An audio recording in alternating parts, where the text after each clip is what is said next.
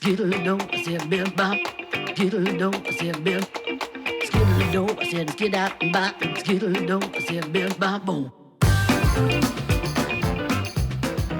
So how are you doing today, Charisse? Hello, Barbara. I'm doing great. Thank you. Thank you for coming. I really appreciate you taking time out of your schedule to talk to me. Of course, anything for Barbara. I'll always have time for you.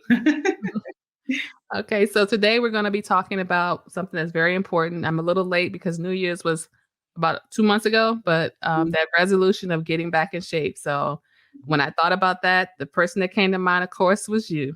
So with that being said, please introduce yourself and tell us a little bit about what you do. Okay. Well, yes, Barbara, Charisse Turner here. And I have been in the health and wellness fitness industry for 20 plus years. Woo, that sounds like a lot. So it sounds surprising when I say it, but yes, most of those years were in Los Angeles. I had a training studio in Studio City where I trained a lot of the elite of Hollywood. And it was a personal training studio. And as the industry evolved, then it went into small group. I taught at Equinox as well. So I've taught group fitness extensively. And I am in corporate wellness now. So health and wellness is all around been my life, with personal training being the foundation, which is how you and I have crossed paths. And so right now with the corporate wellness, it's a little different arena, but overall, 20 plus years in the industry.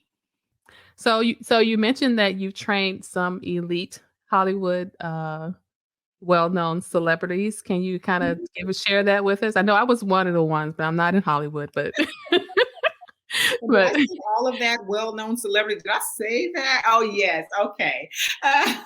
Yes. I had the pleasure of training some fabulous people, among them Angela Bassett, Hill Harper, for a while, MC Light for a little bit, Taraji Henson, Josh Radnor, How I Met Your Mother. It was a lot of fun working with Josh. And those are some, and some very high level producers as well. The show that has Lily Tomlin and Jane Fonda. It's on Netflix, and I should know the name, but they're one of the producers, Robbie Tolan. She's lovely. Laura Cathcart Robbins. These have become very good friends of mine, and Laura has a very engaging podcast out now, The Only One in the Room.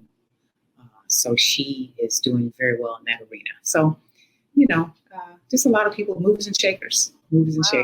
Yeah, not just movers and shakers. When I think of being an African-American woman and fit, back in the day, and even now, Angela Bassett is like one of the ones that we look to. She manages to stay fit. So if you had something to do with that, then definitely I'm talking to the right person today. I'll take a teeny tiny credit.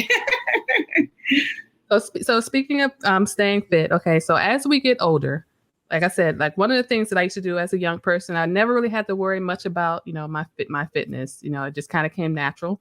And then of course, as we start to get a little bit older, you got to do a little more work.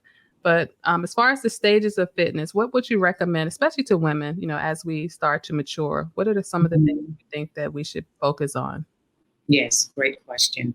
I firstly would say to my younger women, and I'm talking younger as in teens on up, but teens, it's a great time to start. 20s, it's a great time to start. 30s, it's a great time to start. In those 30s, 35, I highly suggest you start. But if you haven't, it's okay at any time. I mean, currently there's a lady, I think, online, an influencer, Train with Joan. She's in her 70s. She found fitness later, and she's killing it.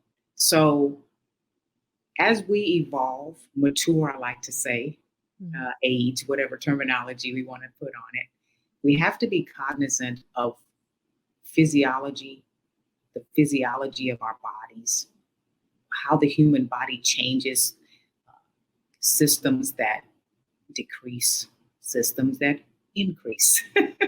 So overall, it is up to us to get in tune. The sooner you can get in tune with your body to know what it needs. And I'm a staunch advocate of strength training for everyone.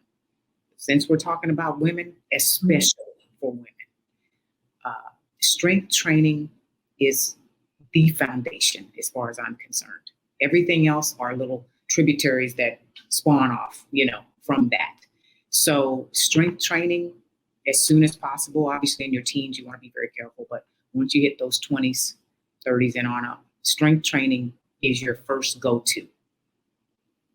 And knowing that, okay, if this cardio, as you mentioned, isn't working as well as it used to, what avenues do I need to look into? Firstly, I like to say as well, do something you actually enjoy. So if you like dancing, that's still cardio, that's still movement. And so keyword movement. So that's the first thing, is think about movement versus, oh, I got to go exercise. Think of, I need to go and move my body. So with that movement though, I say, hey, make sure some iron is in there. And I'm talking more than 5 pounds, ladies. Okay? Most of my ladies, I don't even start you with 5s. I know that you are capable of so much more. So why start at the very, very bottom when you really have more capabilities already? So I get on a tangent, so sometimes you may have to reel me in. So to answer your question, if I haven't succinctly, I say women, start as soon as you can. Get in tune with your bodies so that you know as it's changing how you need to maneuver. Strength training, as in lifting weights, to put it just very bluntly, should be a part of your life forever, as long as you can. And having some grace with yourself. Have a little grace with yourself. Make moves and movements, but have some grace with yourself, because we can be very, very hard on ourselves, myself included. Yeah, that definitely is important. The pandemic, Yes. with us all being at home, with us, as I call it, gaining the COVID weight. Yeah. What would you recommend as far as, getting motivated to get back into shape? Yeah, good question again. And it's so funny. I had a conversation probably an hour ago with a young man who's 39. And he's like, I'm just not motivated. I need to get motivated. Even if someone was sending me a daily motivational text, a daily motivational call, something to get me going. And he said, by the end of the weekend, I'm going to be on my Peloton. I said, okay, well, you will get that motivational accountability text from me. So Wow. To get motivated, motivation comes in different forms for different people. So it may mean partnering up with someone. Okay, because a lot of times Accountability, right? Accountability, absolutely. And I still work with some key clients. So the ones that I know need that, I have them please send me the accountability text. Meaning, I'm not going to see you tomorrow, but you have this cardio interval session you're supposed to be doing. So I need to hear from you that it's done. Once it's done. So as far as getting motivated, it comes in different forms for different people, but I know that partnering up is very helpful. I know that taking the first step, and that may be just getting out and taking a walk. We're talking about the pandemic. I would look out my window and I saw this lady walking every day. She just was walking. And as she would walk, it wasn't even long, just kind of around a big circle around the neighborhood here, I saw her body changing. Really? Yeah. So those inches just started coming off. So it's really, you're going to have to dig deep within.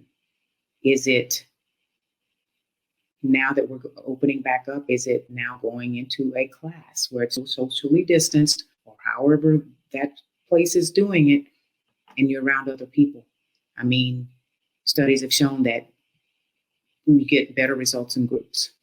You look at, swim classes or whatever. You can go to the gun range. It's a class, So I know weird analogy, but you understand what I'm saying. So I agree. Yeah. So there's or when it's online, even though it is virtual, if you see other people logged in, someone else is doing it. So I think, it depends on what works for that person. So but it all kind of boils down to some type of an accountability factor or Right. tool or mechanism to keep you accountable. Right. And I know sometimes like you said, just getting up and moving, we can make it hard for Yeah. ourselves. But most of the time, it's like when I'm not even thinking about it, that's when it happens. And I normally use like my watch to do my steps. And when I'm trying to get those steps, it's like, oh, it becomes a chore. And then when I'm not thinking about it and just out enjoying my day, then it comes natural. So I definitely think just, not taking it so seriously and just getting up and doing it is key. Yes, it is key. And to your point with the steps, funny story, I guess, or enlightening story, volunteering at the food bank. So I was given the task of being one of the people that goes and picks up all the boxes and everything that they're using, the bins, and putting them back in the right place. And I'm just moving constantly. So I put the steps app on my phone, easily 10,000 in about 3.5 hours. So wow, that's good. We go volunteer at a food bank and be that person who's walking. Help someone and get your exercise. That's exactly right. That's exactly right. Yes. Speaking of food, okay. So again, being in a pandemic, I mean, just sitting at home and people are just, binge eating, watching TV. What do you tell your clients about diet and exercise? I know we talk about, sometimes you can exercise forever and still not see any results because your diet isn't right. So what do you recommend as far as diet? Well, I always give the disclaimer that I am not a nutritionist, and under the scope of my practice, I'm not authorized to give necessarily nutritional diets per se, although I can give guidance and guidelines. So for the most part, when we look at something, if something is 80% of the result, then we really want to hone in on it. So if nutrition is 80%, the thereabouts of any results we get with our bodies, then we want to look into that. Mm-hmm. So this year, the Mediterranean way of eating, yes, way of eating. Yes, for the 5th year in a row, is touted as the best way of eating. So that's one way to look at that. Okay, so what's out there? Okay, there's ways to research. There's tons. So what's getting some traction? 5 years in a row, not so bad. Yeah. So I have people to look at something like that, and we may break it down. Okay, what can work for you? For me, for instance, there's a documentary, The Game Changers. Okay, plant-based eating helped a lot of athletes perform much better. Okay, maybe we look into that avenue. Plant-based, what does that mean? And then I have people that I can refer them to as far as, really writing out the plan, the nutritional, the actual diet for them, because everyone's way of eating is going to be different. Right. So I first, and I always say too, let's not forget how important water is. So if we start with nothing else, even if you don't feel like you want to follow a plan or anything right now, okay, let's just make sure your water intake is up to par. Right. So let's start with something so simple as that, because that already can make a huge difference. You mentioned earlier about the Peloton. So there's been a lot of new, I think it's like the Peloton, I don't know what there's one that's comparable to Peloton. I can't remember the name of it. And then there's the Tonal, and that's taking pretty much trying to bring fitness into the home. What are your thoughts on those? I joke with my friends and clients and say, "Oh, you drank the Kool-Aid." And I say that with love, though, because I think that any device, apparatus that is safe and will get you moving is good. Okay. So those apps, those programs, those machines, if it is getting you moving and you are enjoying it, by all means, go for it.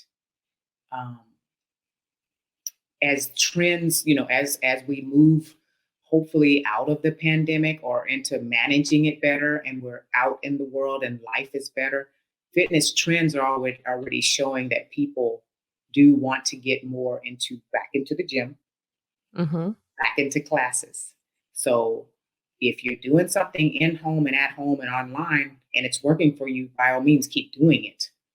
But I'm just looking, I always just study the trend. So the trend is saying we will be moving back more toward, wanting to be around people and wanting to be in person in classes. So I think those, everything you named, Peloton, Mm-hmm.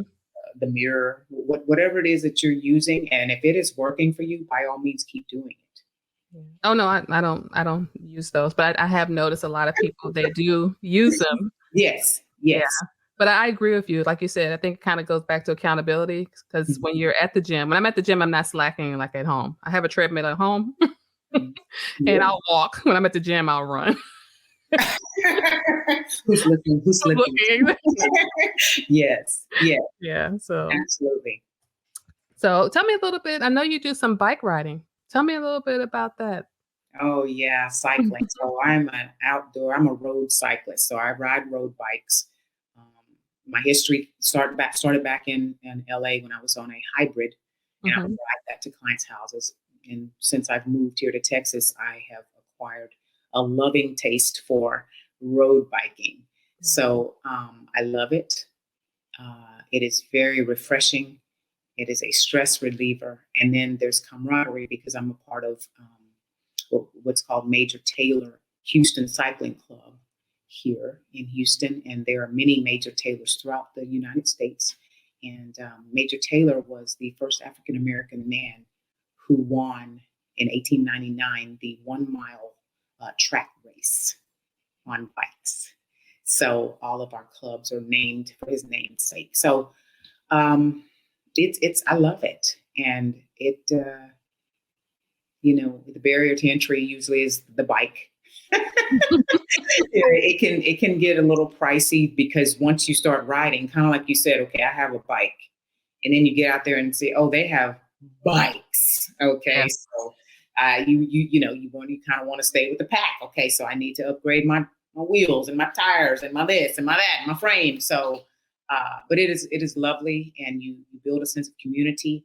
And during the pandemic is when our club was formed, and it was seen that it was a need for African Americans to have a place that they can build community by being fit and health and wellness. And that bike, being on a bike, was very liberating.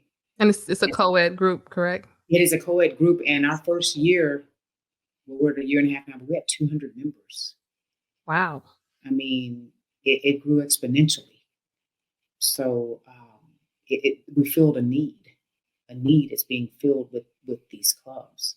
So it's very refreshing to see, and it's exciting. Mm-hmm. And you're not just talking about like a bike ride around the park. I mean, like how many miles? Bike around the park. I mean, well, correct. But I want to say that there's something for everyone because we do have 4 different levels. Okay. I happen to ride with the sprint group, and I do other areas. Like I go out to the track, and maybe I'll do some track racing someday. So I'm operating at that level. But nevertheless, not everyone's going to want to do that. So if you just want to come out and ride, we have that too. But we do ask when you're wanting to ride with the club that you can that you can ride at least 10 miles per hour. Okay. And we can help coach you along, but we do ask that at least that, because that's a safe. Is there a grace period? Like it's like, okay, by in a month we need you to ride 10 miles an hour. We'd like for you to kind of come ready for it. Okay. An hour, because other than that, it gets a little unsafe, especially when we're really about safety as well. So it's more safety, not like, oh, we don't want you to come. But if you get a bike, you probably want to ride it on your own for a little bit, or in a lesser organized fashion, because once we get going, it is about safety. And we do look out for everyone, of course, but that's why we have the different tiers that can come in. And ironically, we do have something pretty big tomorrow that we're doing locally in collaboration with a Black Excellence Weekend. Um, and so we will have a community ride for 10 miles and Mm-hmm. to help those along that just want to ride. I'm just Oh, out in the community and I just want to ride. Okay, wow, so that's 10 miles. Now with us, I believe it's going to be 52 to 60. There was just a 100-mile ride on last Sunday. So we are preparing. We do different rides sometimes to prepare for upcoming events. mm-hmm.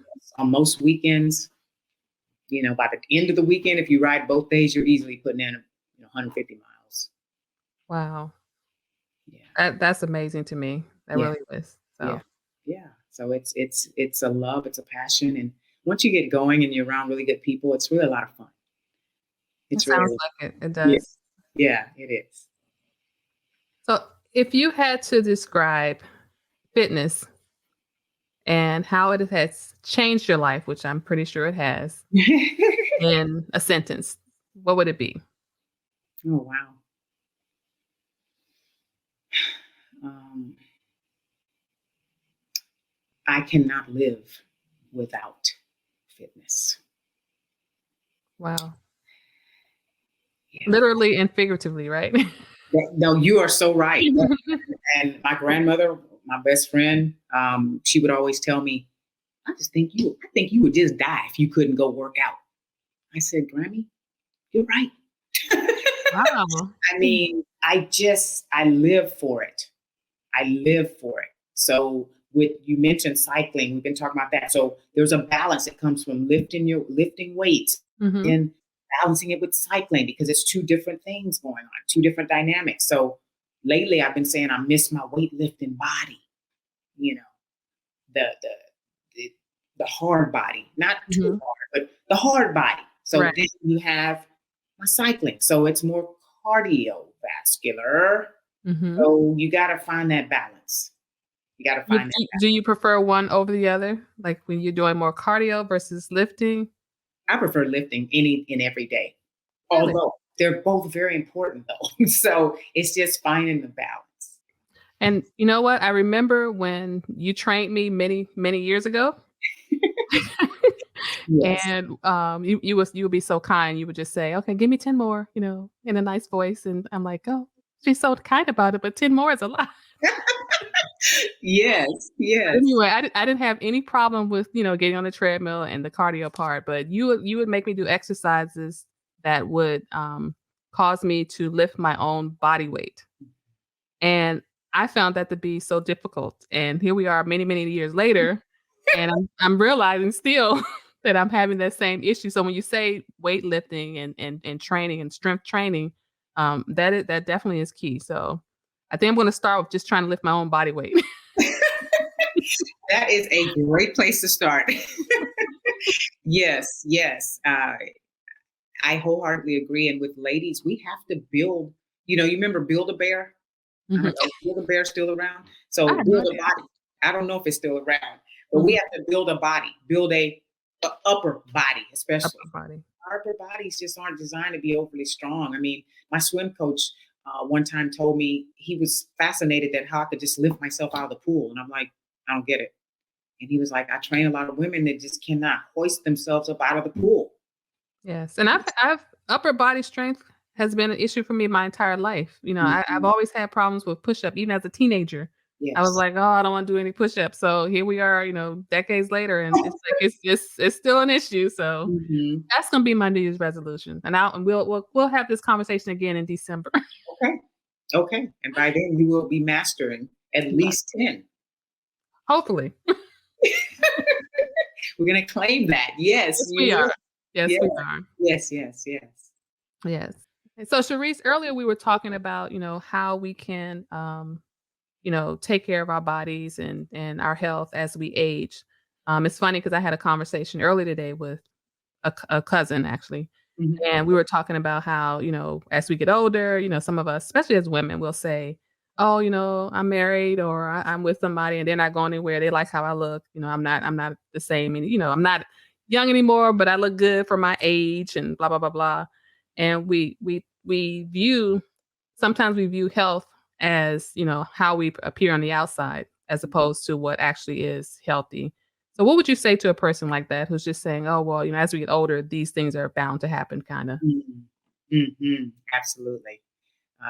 And that is true. Obviously, it won't be the same. But each day, all of us are aging. A newborn baby is aging every second, every minute. So it's our mindset. I mean, I've always said have the mind. Okay, mind to muscle. I'm always talking that. But it's just not so much about, hey, I look this way. Well, let's make sure this is all inside out. We tell people, oh, you're beautiful inside and out. Are they beautiful inside? Do we have the stats for real? That's true. That's absolutely true. I mean, I know it sounds a little scientific and a little sterile, but bottom line is all the doctors are there for a reason. Okay. No one's happy to sit in the dentist chair and, oh, I need to get the colonoscopy and all of this, any oscopy. Okay. So although it's necessary, it's necessary because you always want to know what's happening with your body. And that little disclaimer I hear a lot, I look great or you look great for your age or for my age. What does that mean? What does that mean? Let's just get out of that. So I don't even like to talk age because it is a number. Yes, that's fine. It is a number. But we don't have to live under that umbrella. For instance, I've moved now from LA to Texas. Different mindset down here. The thicker, the better, as far as the women. Okay. Everybody's pretty robust down here. Okay. Nobody's missing meals. Probably except me and maybe a few other handful of people, or we look like we are. I'm not missing any meals, but nevertheless, it's also environmental and cultural. Yes. But we still go back to the mindset of, okay, just keep your appointments. Even your dental appointments. I know I talk about that, but your teeth and gum health can lead to a lot of other issues within your body health. Dentist. I'm talking to you as if you don't know any of this, but nevertheless, it starts from even there. So just it's changing your mind about that. And as far as feeling comfortable, like, oh yeah, I'm just comfortable. Well, Yeah. get uncomfortable. Get uncomfortable. Disrupt everything. Get it done.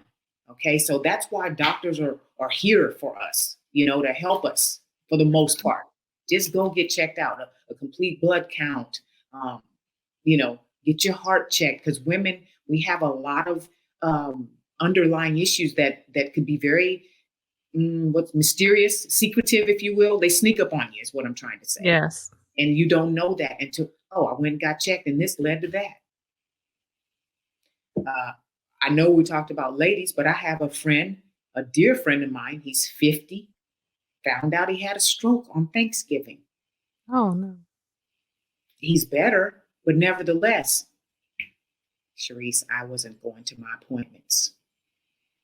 So we don't want to be on the other side of that, because inevitably the body will give out. So if you are not maintaining it on a regular basis, just like we maintain our cars, we maintain our homes, all of these external materialistic things, but yet you get this one temple given to you and you're not maintaining it and taking care of it and loving it and caring for it like everything else that's out there. That's true. That's definitely true. And I mean, I think it's a conversation that we really need to continue to have in our community, because we don't talk about it. And, like you said, looking good for your age. Well, we have to think about our metabolic age. It's amazing that we don't. It's so funny. Years ago, my niece and I went shopping, and when we went shopping, it's like, I'm not a great shopper. I'm sorry, women. I'm not a great shopper, but anyway. But you're a great dentist and a great woman. But then after we went shopping, we actually went grocery shopping, right?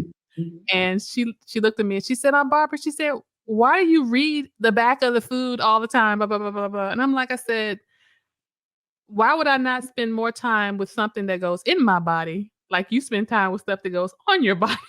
And she was like 12 at the time. She had to think about it. She was like, Okay. I'm like, isn't what goes in your body important? She's like, yeah, but we don't think about it. We don't talk about it. Like you Yes. said, we maintain everything, but the inside. So we definitely need to do that because that's what's going to sustain us. That's exactly right. Yeah. Exactly right. And I really hope over time with these type of conversations, there'll be a shift, a mind shift. Speaking of which, I know a lot of people that I know have gone vegan. A Mhm. lot of them, like you said, a mind shift, and, I'm not one of them, not yet, but Yes. I have taken note of, the things that I eat, of course, and I've actually, as I've gotten older, what I eat has changed. Like, I'm not a huge fan of red meat. I don't eat it as much as I used to. Do you think the drastic change in things like that is what we need to do, or do you think it should be a balance? Like you said, with your exercise, you go from, cardio to strength training. Should we be an all or none kind of mindset when we're talking about our health? I think that because we're all so unique, it's going to have to go on what works for a person. Now, I will say that the vegan and plant based, I'm very interested in it. I'm not there Mhm. yet either, but Okay. it has piqued my interest mainly because I've seen athletes who you know are doing things that I do, and Mhm. they saw their performance improve exponentially. So, and I do feel a lot more energized when I'm not weighed down. So, I think it takes research. I think it takes experimentation with yourself, Mhm. and really, once again, knowing your body. So, for instance, chicken. I stopped eating that a long time ago. Did I used to live on chicken breasts? Absolutely. Egg whites, all that stuff. Very bodybuilder type stuff, even though I wasn't bodybuilding. Mhm. I wanted to, but along those lines. Well, chicken does not digest as well. And I read this somewhere, and I'm going to find it again. And a lot of women, once we hit 40-ish, in the 40s somewhere, and whether it's dealing with the hormonal shifts, sometimes your enzymes and everything that can be happening along that time. So it doesn't digest very well for me. So why would Mhm. I eat something that doesn't digest very well? I know. So that's another thing, is being in tune enough with your body that, okay, so I'm not digesting milk as well. I'll just take a lactate. Why? Why are you going to take something man-made then to help you digest something when you just can go try a different type of milk or something? Did I see the walk of shame? Well, yes, you did. And it's so funny because I just like started, well, not just, but like even with okay, I'm a coffee drinker. Oh, me too. And, I would put cream in my coffee, but I would use the non-dairy creamers. And for years, I'm like, "Why are my sinuses just killing me?" It's always, congested, whatever. Well, come to find out the non-dairy creamer had, dairy products in it. So I stopped using it, and now I do like oat Mhm. creamer, or either almond or coconut. Yes. But yeah, you grow up on dairy, you eat dairy your whole life, and it seemed like I got to a point where, and I love ice cream. That's a disclaimer. Okay. You eat it and you're gonna feel bad after. Mhm. You're gonna feel bad after, but it's like, yeah, why do we do Mhm. that? So I've definitely done a good job of decreasing it, but you're right. Why do we do that to ourselves? Why do we Yeah. take the lactate pill and not just, realize that we can't do that anymore? We don't do it anymore. And a very renowned doctor, friend of the family, he told me that once African Americans hit somewhere in their 30s, we really don't need dairy products anymore because we're not producing the lactase enzyme. So once again, now mind you, everyone's still different. I'm not saying every African American can't tolerate milk. I'm just saying, those are some stats that are out there that worth, looking into. Yeah. Yeah. And that this just goes back to saying we need to take a little more, thought into what we do and as far as our health as we get older, because it has to change. Just like we can't do 20 jumping jacks, you can't drink the milk. You can't drink the milk. You can't But drink you the can milk. do the 20 jumping jack. We just choose not to. We Well, accept that. We won't accept the other. well, that yeah, and I have some modifications for those jumping jacks, by the way. See how nice she said that? That's how she makes you like, okay, I can do that then. You can do it, and just like you modify what you do with that milk. you know? That's true. That's true. Exactly. Yeah, it's modifications. That's all. Well, thank you, Charisse, for all this very good information. I really appreciate you taking time out of your busy schedule to talk to me. And hopefully you will definitely come back. Is there any way that my audience can kind of follow you or keep in touch with you? Yeah, my Instagram. I mean, I need to definitely do more posting, and I that is on my agenda. But my Instagram is Charisse Turner. So, and I'll spell it CHARIESSETURNER.